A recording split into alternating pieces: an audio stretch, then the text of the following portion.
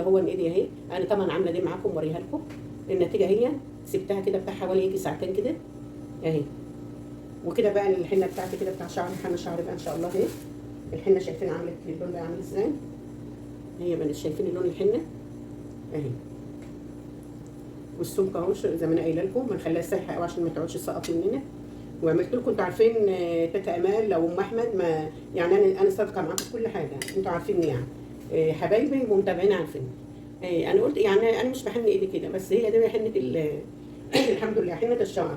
حنه اليد طبعا ما بنحط مكوناتها غير كده خالص. بس شوفوا النتيجه، عشان انتوا انا اول مره باين حنه الشعر يعني ان انا اعمل على ايدي معاكم. انا بعجنها بوريكم المكون، بس اول مره اوريها لكم على ايدي هي يا جماعه. وحطوا لنا لايكات بقى واعملوا بنفس المكون. ولو عملتوا الحنه دي كل اسبوع، لو عملتها كل اسبوع كل 10 ايام، واقسم بالله شعركم هيبقى اغمق من ده كمان، وشعركم هيتقل. ولو بيسقطوا ما عندكوش اي نوع مرض وشعركم بينزل، الحنه هتوقف النزول على طول، على طول من اول مره تعملوها. ولو استمرتوا كل اسبوع شعركم هيتقل وهيطول. وانا بعدكم الحاجه الفايده وبديكم الحاجه اللي انا بعملها لنفسي. بسم الله الرحمن الرحيم. السلام عليكم يا حبايبي، عاملين ايه؟ هنسمي الله وهنقول لا اله الا الله، هنقول لا اله الا الله وحده ولا شريك له، له الملك وله الحمد وعلى كل شيء قدير. اللهم صل وسلم على حبيبنا وشفيعنا رسول الله. انا معايا رز مالي، طبعا انا عايزه اعمل حنه لشعري فقلت اعملها معاكم. ما صورتش معاكم من زمان. فهنا حنه جايبه ده الرز مالي او اجلال الجبل، او روز مالي يعني هو. هنا معلقتين، معايا معلقتين بتاعتهم كده، نحطهم طبعا في الحله في الايد اللي هي. انا حطيت معلقتين روز مالي، معلقه قرنفل اللي هو برده المسمار، له اسمين قرنفل او مسمار هو يعني. هنا معلقتين روز مالي ومعلقه قرنفل. وهنا برده مكون جديد اول مره اعمله معاكم، حلو قوي قوي بقى لثبات الشعر وفروه الشعر وللشعر، اللي هو قشر الرمان اهو يا بنات. ده قشر الرمان. هنحط برده معلقتين كده. ومعانا بقى المكون الاساسي بتاعنا الحلو الجميل اللي بنعمله على طول، اللي هو البصل وقشر البصل. فص واحد توم اهو، فص واحد توم. خدوا بالكم ما الحاجه دي بتتغلى ما بيبقاش لها اي ريحه نهائي. يعني كل ده بعد ما بتغلى وبتصفى الروزماري ده والقرنفل بيغلب بقى على ريحه البصل، بيديله ريحه جميله، ما بيبقاش فيه ريحه بصل خالص. هنا قشر البصل يا جماعه مفيد جدا جدا، مفيد قوي قوي قوي، وبطول الشعر وبتقله وبسلقه. البصل الاحمر ده وجميل جدا جدا، عن تجربه يعني، عن تجربه من سنين. بسم الله الرحمن الرحيم. معايا بصلتين صغيرين كده، ومعايا القشر اللي انتوا شايفينه ده والمكون اللي انا حطيته معاه. هنمسك الكلام ده كله هنغليه قد ايه؟ هنغليه من 3 دقايق ل 4 دقايق وهو متغطي. ماشي يا بنات؟ طبعا هتعملوا الكميه على حسب شعركم. انا شعري ما شاء الله يعني، انا شعري تقيل، والسبب الاساسي لتقل شعري هو الحنه وقشر البصل والروزماري والقرنفل والرمان. اول مره اعمل الرمان انا عرفت ان هو مفيد جدا جدا لفروه الشعر وللشعر. همسكه بقى، انا حطيت عليه ميه مغليه، هغليه لمده 3 دقايق وارجع لكم، او 4 دقايق يعني على حسب.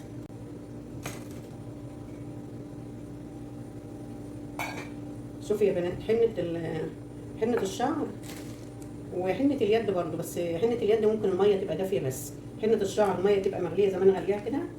والريحه دلوقتي مش هقول لكم الريحه طالعه جميله، الروزماري والقرنفل ما همش مخليين ريحه البصل دي موجوده نهائي. يعني كل الريحه الوقت اللي طالعه ريحه القرنفل والروزماري، وغالبين على ريحه البصل نهائي ولا اكن فيها بصل. يعني ما تخافوش خالص من قوه ريحه البصل دي. هاجي اعمل ايه بقى؟ انا همسك الكلام ده كله صفيه. بسم الله الرحمن الرحيم.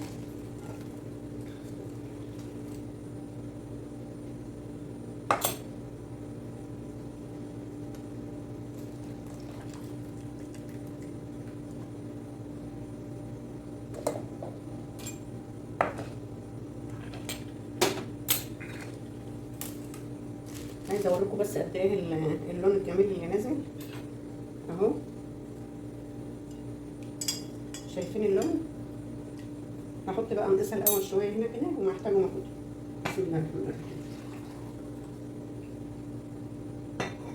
نحط بقى بالتدريج، يعني هحط الاول الحنه وبعدين نحط الميه تاني. لا من حقي لسه بقى احط الاساس بقى عشان تثبيت اللون. الليمون كل محتاجاته لنا ان هو يثبت اللون، يعني يخلي الالوان اللون الغامق ده يثبت في شعرنا. ما انتوش عايزين لون بقى عادي ممكن ما تحطوش ليمون، بس هو الليمون مش وحش يعني، لو عايزين الغذاء بس يعني وتتقيل الشعر وتطوله بس. كده انا حطيت الليمونه، واحط كمان معلقه عسل. العسل ده عشان تطر الشعر وبرده بيغذي الشعر جدا. وهحط بقى برده معلقه واحده زيت زيتون برده عشان شعرنا ما يبقاش ناشف من الحنه اهي. وهحط بقى معلقه من اللي انا ايه عاملاها لوش الخلطه دي بتاع وش يا جماعه اللي انا قلت لكم عليها وانتم ما نفذتوهاش، بس هي عايزه اللي يستخدمها على طول، ولو قدرتوا تعملوها في اليوم مرتين اعملوها.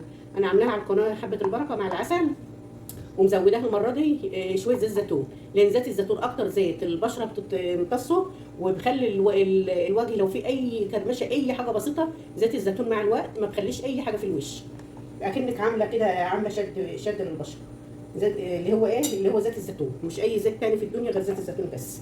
وعن تجربه انا بقول لكم حاجات يا جماعه اللي انا مجرباها، انا ما بقولكوش ان انتوا تعملوا بس حاجه وخلاص، لا انا بقول لكم الحاجه اللي انا مجرباها، اللي انا بعملها لنفسي، يعني مش مخبيه عليكم اي حاجه بصراحه. بس انا هو بقى اللي حته المتابعه وكده دي ارزاق وده نصيب. بس انا والله الحاجه اللي بعملها، والحنه برده لازم تكون بالشكل ده، حنه اصليه جميله كده اهي. احط الحنه كده واقلب تقلبتين بس عشان انا بس مش عايزه اطول الفيديو، بس مش عايزه اقفل معاكم وفي نفس الوقت انا مش عايزه اطول الفيديو. انا شعري يا جماعه تقيل بياخد حنه كتير عشان تبقوا عارفين، يعني انا شعري تقيل، والبركه في البصل وفي ميه البصل والمكون اللي انا بعمل بيه بصراحه. بس انا اجربها لكم، يعني انا مش عارفه تقتنعوا ازاي والله ما انا عارفه. على العموم انا ممكن اعمل حن صباعين من ايدي، طبعا مش هحن شعري معاكم. ايوه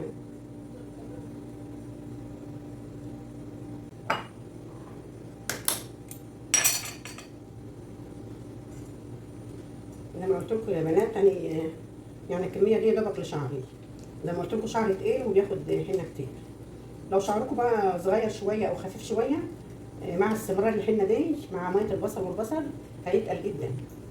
بس هي اهم حاجه يا جماعه في الحاجات الطبيعيه دي الاستمرار، اهم حاجه الاستمرار.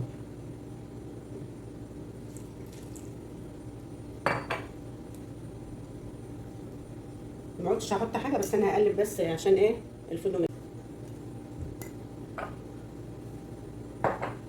حنه الشعر يا بنات بتبقى كده، ما بتبقاش ايه سايبه قوي شايفين، ولا تقيله قوي، هي هتتقل كمان لسه شويه، يعني لما تبرد هتلاقيها تقل شويه كده كمان، ما بتبقاش سايبه قوي عشان ما تقعدش تسقط من شعرنا، وما بتبقاش جامده زي بتاعه اليد.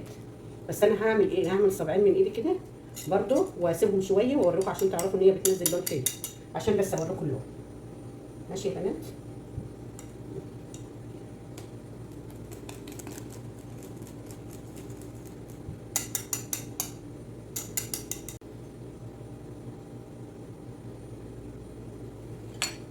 شوفوا بقى يعني ايه ده اصلا اتعكت كده اتعكت اهي.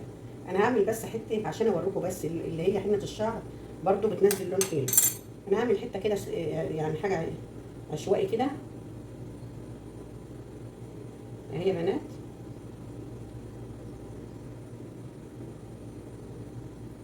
يعني بقى لخبطت الدنيا، شوفوا دي كده بس اعملها زي ما هي كده شويه كده عشان ايه اوريكم ان الحنه بتاعت الشعر دي بتدي لون جميل برده قوي. وطبعا انا لون عملت ايدي وقت كنت هحن على طول وهي سخنه احطها على شعري، بس انا هستنى ما ايدي تاخد لون واغسلها واوريها لكم، وبعدين احط ايه احطها على الشعر، لان هي حنه الشعر ما بتتخمرش.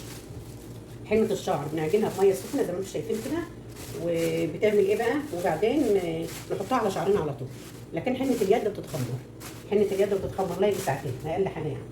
والشويه ده شايفين اللون ده بيبقى لون الشعر نفس اللون ده كده، وبالاخص لو بنعملها كل اسبوع او 10 ايام الشعر بيبقى نفس اللون ده، لو بنعملها على طول يعني كل اسبوع او 10 ايام، وتشوفوا شعركم هيبقى تقل ايه وهيبقى طول ايه.